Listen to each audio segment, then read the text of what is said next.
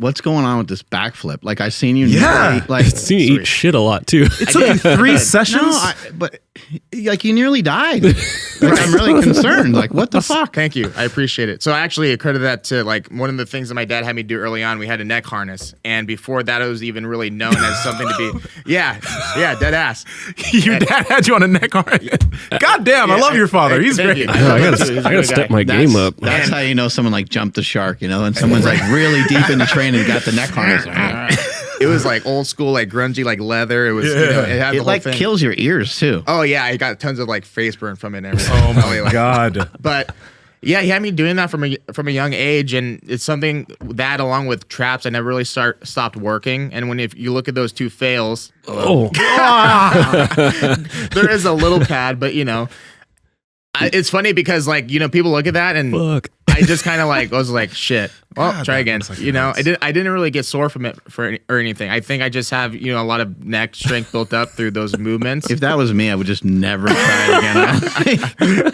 I'd still be able to. So you got up from it and you were just like sore for a day, or those videos in the dark, I probably tried 30 or so times. I finally got into my last one.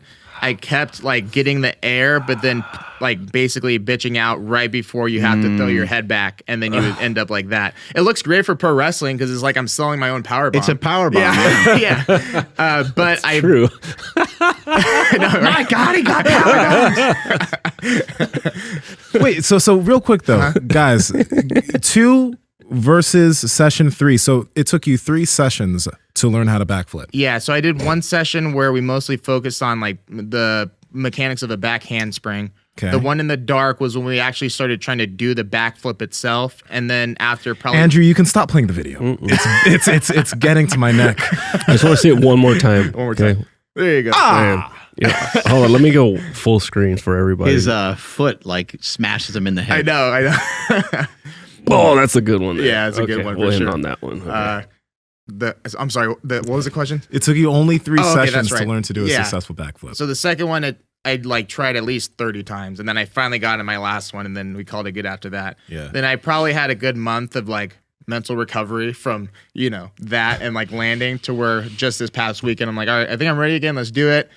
A lot better this time. I understood the body mechanics and whatnot. It's crazy that it's considered the easiest of the flips, but it's also crazy how technical it is when you really break down a good one versus a bad one, how you actually make it go through. And you would think that my understanding of how the body moves through my various different sports would help, which it does, but it's such a different feeling from my personal experience, like having to make those on-the-fly adjustments through the air to make it look smooth. And it's not even perfect yet, but it's better than what it was. Now I want to learn a backflip. I think you can do it. I think we all just can do it, you know? I want to learn. I'm gonna learn it. It's nuts, but like we have this like proprioception that we can all like tap into. Obviously, there's massively different levels of it. I think if I was to try something like that, or even just any motion where like there's a lot of kinesthetic awareness going on, something that I haven't done in a while. At first, it's almost like you can't see. Like I remember like playing football when I was really young, when I first started playing. It was very difficult to like find where the hell the ball is. You couldn't see anything, and like the play would go by so quick. But as you got better at it, as you got more aware of it, as you start to understand the game a little bit more, then you can recognize, oh, someone's probably going to block me this way, and you could actually like almost like slow everything down a bit. And then you can kind of just find yourself to the ball. And I think a lot of that happens with a move like a flip or some of these different things that we're trying to express in training. After a while, somehow it just clicks, like a golf swing or something. And then you're like, I don't know, not sure if I can express or share with other people how I did that, but I want to do it again. And then you kind of start to figure it out. And sometimes you're a little off, but most of the time you're getting it like right enough, I guess. Yeah, I would say so. And I probably felt that like come this past session where I'm like, okay, the confidence is there. I know I can do it. I think once you realize that at the very least you're going to turn over, and the worst case scenario, you just land on your hands and knees, then it's not as scary. It's that point where you have to just commit to throwing your head back and then seeing the potential when you don't.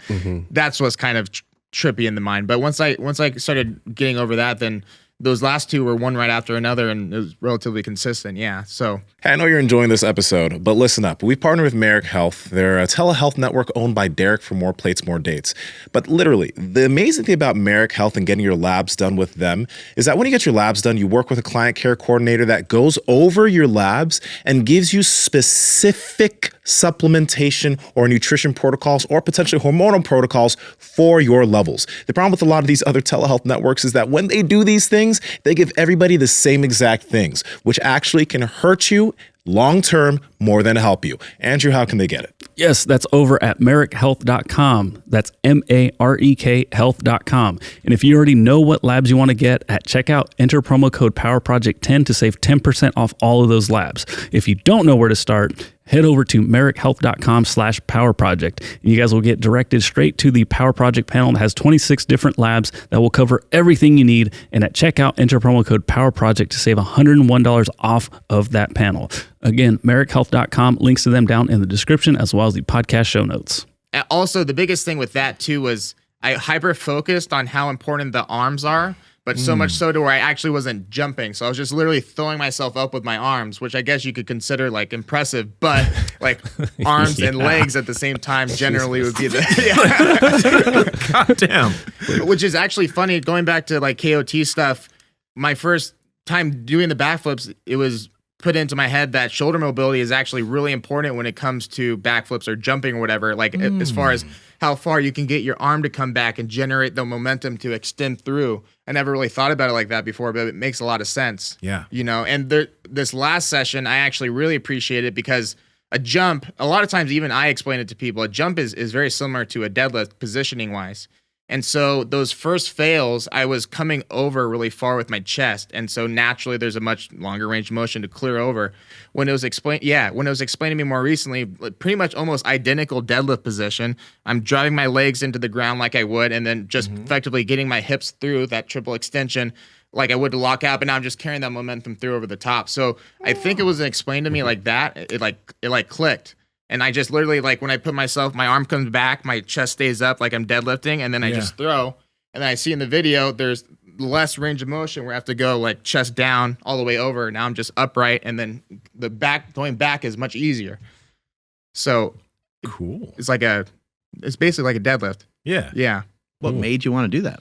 Because of the WWE stuff, I figure, so I figure if I have certain attributes that are good, it would be ignorant of me to not want to add to that to give myself the best chance possible to wow somebody. Absolutely. So strength, jujitsu, a physique, that's all great, charisma, but I'd never been able to do the acrobatics and stuff before. Like kind of like there's a video if you want to pull it up, like me backflipping out of a single leg, but I never could actually do the backflip itself. Yeah. So then when I started learning the acrobatics, I'm like, this is another element that I could add to further wow somebody to want to give me a chance.